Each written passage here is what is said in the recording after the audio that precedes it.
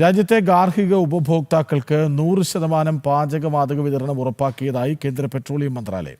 LPG വിതരണത്തിൽ തടസ്സങ്ങളോ stock ലഭ്യമല്ലാത്ത അവസ്ഥയോ ഉണ്ടായിട്ടില്ല. വാണിജ്യ ആവശ്യത്തിനുള്ള സിലിണ്ടറുകളുടെ വിതരണം 70% വർദ്ധിപ്പിച്ചു. പൈപ്ഡ് നാച്ചുറൽ ഗ്യാസ് പ്രോത്സാഹിപ്പിക്കുന്ന സംസ്ഥാനങ്ങൾക്ക് കൂടുതൽ വാണിജ്യ സിലിണ്ടർ വിഹിതം നൽകും. അതിഥി തൊഴിലാളികൾക്കായി 5 കിലോ സിലിണ്ടറുകളുടെ വിതരണം ഇരട്ടിയാക്കാനും തീരുമാനം. വീണ്ടും നന്ദഗോപൻ ചേരുകയാണ്. നന്ദഗോപൻ, കൃത്യമായ ഇടപെടൽ, അങ്ങനെ ഒരു ക്ഷാമം ഭാരതത്തിൽ ഉണ്ടായിട്ടില്ല, അത് കൃത്യമായി എല്ലാവരിലേക്കും എത്തുന്നുണ്ട് എന്ന് ഉറപ്പാക്കുന്നു കേന്ദ്രം.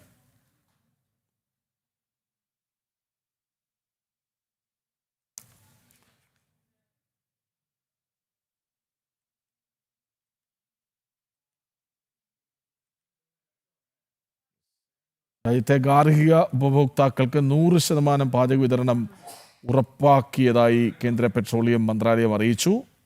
നന്ദഗോപൻ പറയൂ. LPG ബുക്കിംഗ് 98% ഓൺലൈൻ വഴി മാറി എന്നുള്ളതാണ് ഈ ഒരു പ്രതിസന്ധി ഘട്ടത്തിലും ഇതിലുണ്ടായ ഏറ്റവും ഒരു പരിഷ്കാരങ്ങളിൽ വിജയകരം എന്നുള്ളത് വിലയിരുത്തേണ്ടിയിരിക്കുന്നു. LPG വിതരണം രാജ്യത്ത് സുഗമമായി തന്നെ നടക്കുന്നു. 100% പാചക വിതരണം ഉറപ്പാക്കിയതായി കേന്ദ്ര പെട്രോളിയം മന്ത്രാലയം വ്യക്തമാക്കുന്നു. LPG വിതരണത്തിൽ തടസ്സങ്ങളില്ല. മാത്രമല്ല, വാണിജ്യ ആവശ്യത്തിനുള്ള സിലിണ്ടറുകളുടെ വിതരണം മുൻപത്തെ അപേക്ഷിച്ച് 70% വർദ്ധിപ്പിച്ചിട്ടുണ്ട്.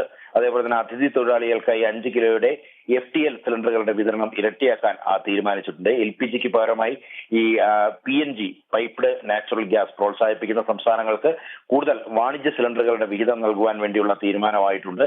അതേപോലെ തന്നെ കരിഞ്ചന്തയും പൂഴ്ത്തിവെപ്പും തടയുവാൻ രാജ്യവ്യാപകമായി ഏതാണ്ട് 3600-ലധികം റെയ്ഡുകൾ ഇതിനോടകം തന്നെ നടത്തി. അതേപോലെ തന്നെ ചില ക്രമക്കേടുകൾ ഇതിനോടകം തന്നെ കണ്ടെത്തിയതായി പെട്രോളിയം മന്ത്രാലയം സെക്രട്ടറിയും വാർത്താ സമ്മേളനത്തിൽ വ്യക്തമാക്കും. ശരി, നന്ദഗോപൻ.